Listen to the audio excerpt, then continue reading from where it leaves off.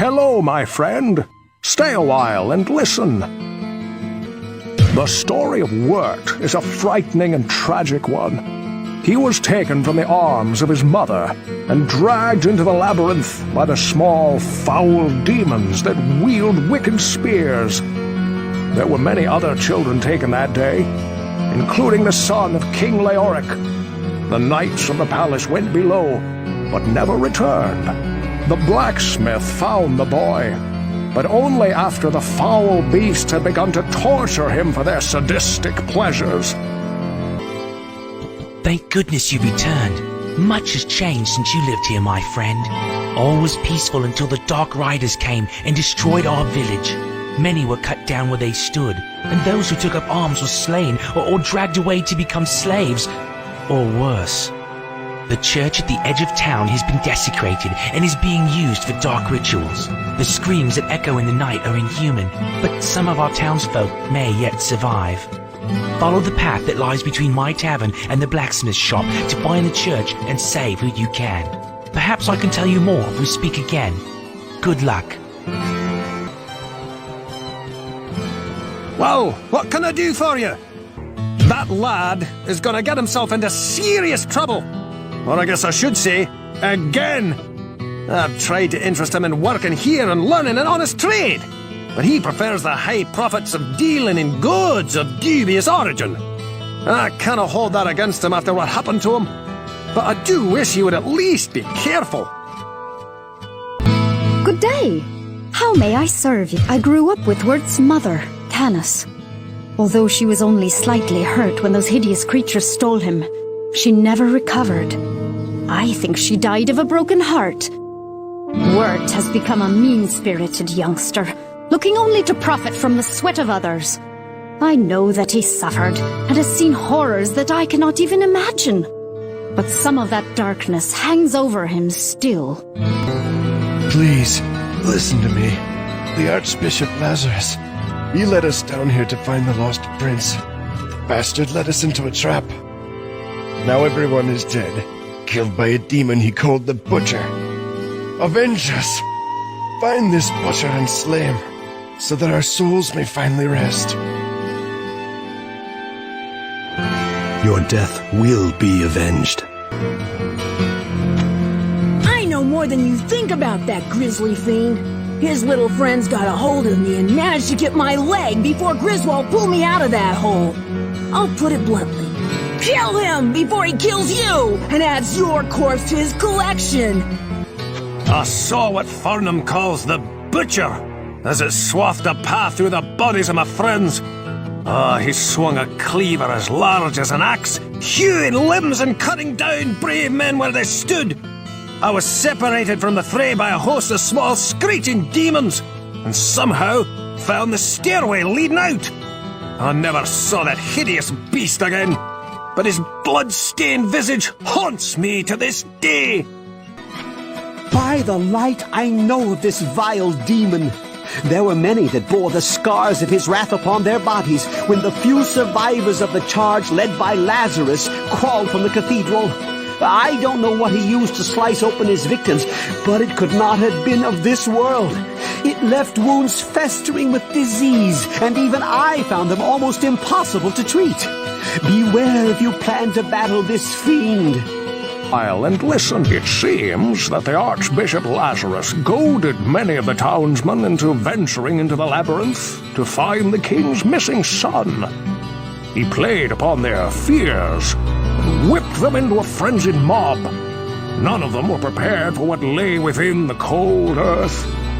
Lazarus abandoned them down there, left in the clutches of unspeakable horrors to die. Big cleaver, killing all my friends. Couldn't stop him, had to run away, couldn't save them. Trapped in a room with so many bodies, so many friends. The Butcher is a sadistic creature that delights in the torture and pain of others.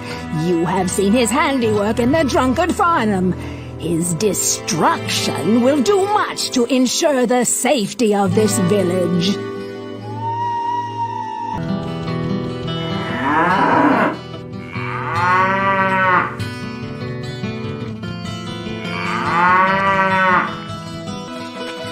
When Farnham said something about a butcher killing people, I immediately discounted it.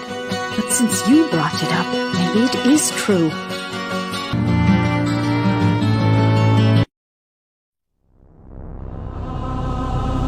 The sanctity of this place has been fouled. Adria's wise beyond her years, but I must admit, she frightens me a little. Well, no matter.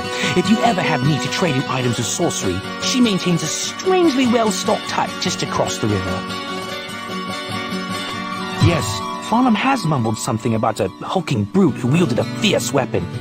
I believe he called him a butcher. Why, sir, Cain has been the storyteller of Tristram for as long as I can remember. He knows so much and can tell you just about anything. About almost everything. Stay a while, Griswold, a man of great action and great courage. I bet he never told you about the time he went into the labyrinth to save Wirt, did he? He knows his fair share of the dangers to be found there. But then again, so do you. He is a skilled craftsman, and if he claims to be able to help you in any way, you can count on his honesty and his skill.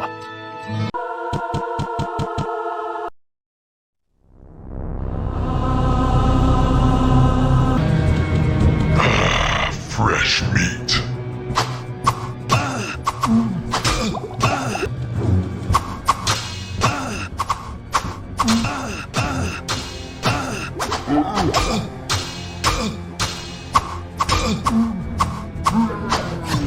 The spirits of the dead are now avenged.